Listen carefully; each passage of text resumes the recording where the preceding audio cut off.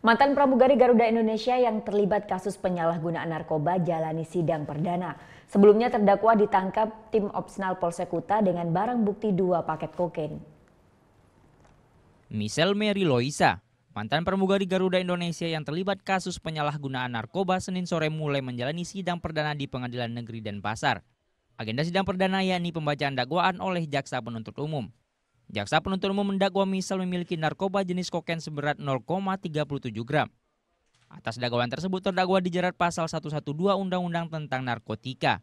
Kuasa hukum terdakwa keberatan dengan dakwaan jaksa penuntut umum karena kliennya merupakan korban dari peredaran narkotika.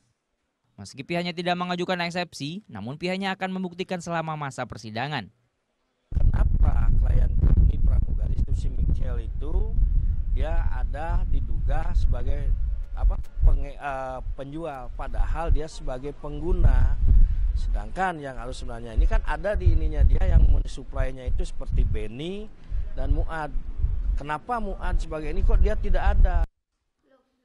Sebelumnya Michelle ditangkap tim Opsnal Polsek Kuta pada 24 Februari lalu di kamar kosnya di wilayah Kuta. Petugas menemukan 2 paket kokain seberat 0,37 gram dan metafetamin seberat 0,12 gram. Surya Sanjaya melaporkan untuk NET. Oh yang beneran? Iya, oke. Nah, udah kan nonton beritanya? Jangan lupa di subscribe, di like, dan juga di komen ya akun YouTube dari Net Bali. Terima kasih udah subscribe. Yang belum, jangan sampai lupa di sebelah sini nih. Subscribe.